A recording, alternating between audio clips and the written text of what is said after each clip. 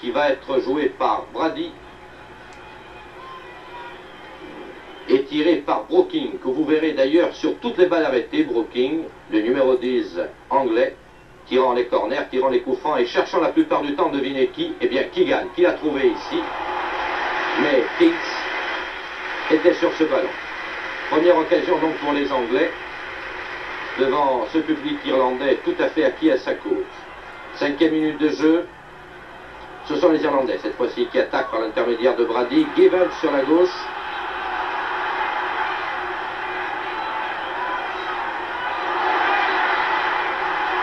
Ryan. Et une balle que l'on laisse passer et qui peut être dégagée par la défense britannique. C'était une belle occasion pour les joueurs en vert.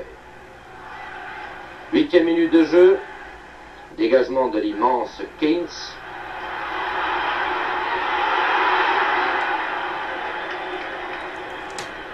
D'un gardien à l'autre.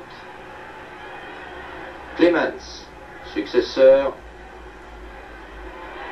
de Banks. Un corner acquis par les Anglais. Suivez bien cette action.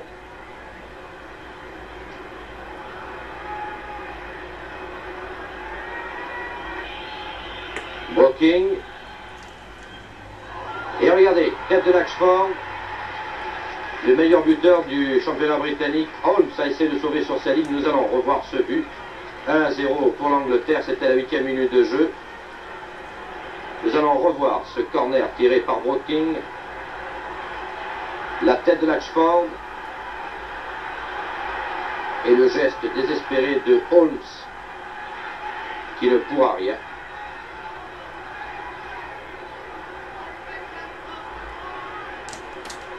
Qui a peut-être d'ailleurs privé Keynes de ce ballon. Il n'est pas certain que le gardien n'ait pas pu repousser la balle, mais il a été gêné par son partenaire. Un coup franc de Brady pour Mulligan, le vétéran, l'arrière offensif qui a le brassard de capitaine. Brady et arrêt de Clemens.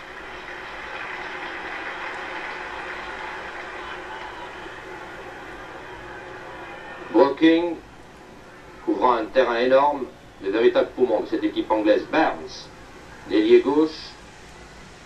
Brooking, les deux hommes combinent bien. Burns va pouvoir partir, mais corner. Alors que O'Leary place sa défense.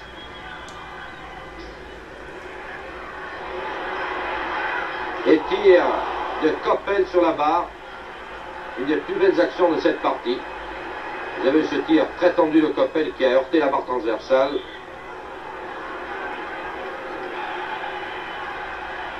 Touche Holmes. Ryan.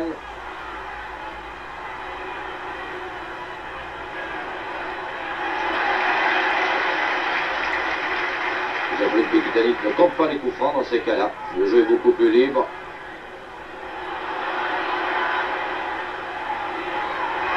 Et Gibbons à côté, bien placé pourtant, c'était l'occasion d'égalisation pour cette équipe irlandaise qui avait bien réagi. Après les 10 dernières minutes, elle avait été dominée. 26e minute.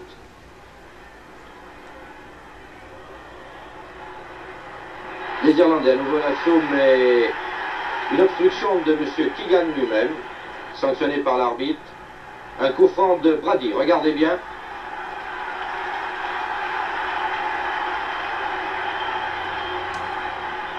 Brady pour son compère Daly. Et le tir ne pardonne pas. C'était l'égalisation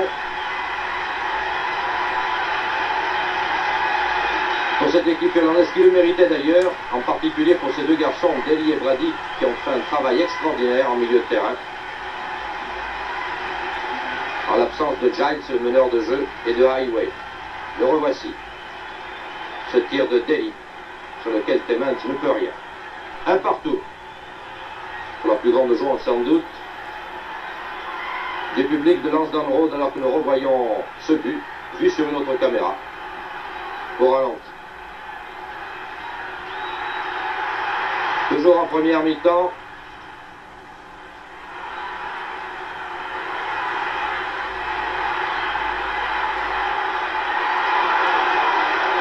une blessure.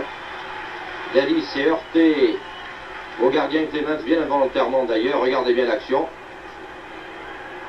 Voilà, c'est le genou en réalité de Clemens qui touche Daly à la poitrine. Il y aura plus de peur que de mal pour l'excellent joueur irlandais. Brooking, Lashford à côté. C'est un nouveau corner, tiré toujours par le même Brooking d'ailleurs, infatigable. Et une occasion. Mais Lashford s'est arrêté sur Kings.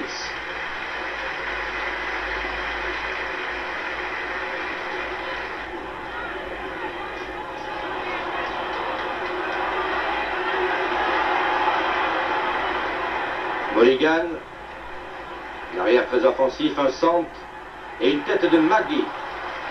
Clemens bien placé, c'était pratiquement la dernière action de jeu avant la mi-temps, qui donc était atteinte sur le score de 1 partout.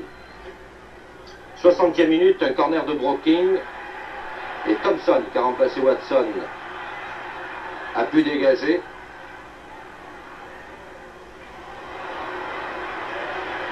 Keegan en retrait, Coppell tire et Kings détourne. Ça fait 2 beaux tirs pour Coppell, rappelez-vous tout à l'heure sur la barre. Et maintenant, sur cette passe en retrait de Keegan, voilà, qui est enfermé, a pu donner derrière, et très beau réflexe du gardien irlandais. Un coup franc de Brooking, Neil, Brooking, et Keegan à côté a raté l'interception. Holmes a sauvé son équipe sur cette action.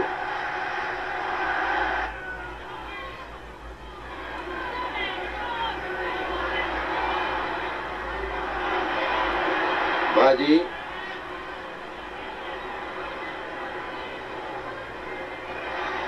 Excellent technicien. Givens. Et but de Ryan. Mais regardez bien la réaction. L'arbitre refuse le but pour la faute et regardez. Aucun joueur n'a bougé.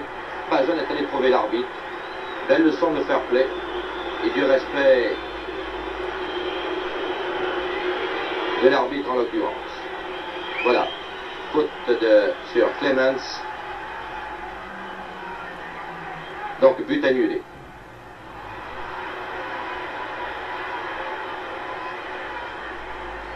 Lashford, l'auteur du but. Coppell et tire au-dessus.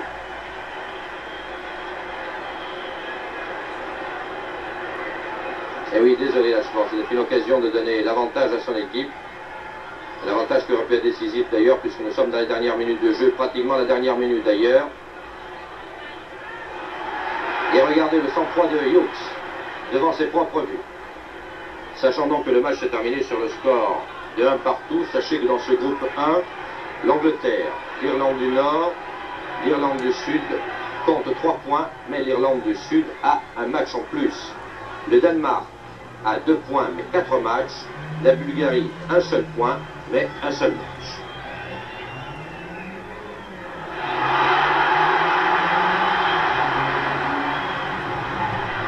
Les dernières secondes d'une partie qui a donc confirmé que les Irlandais à domicile, ce n'est vraiment pas facile. Rappelez-vous, nous avions perdu sur le score de 1-0 dans la phase préparatoire à la Coupe du Monde. Et ce résultat nous avait donné bien des soucis par la suite. En tout cas, mis dans l'obligation de battre la Bulgarie, ce que nous avions fait.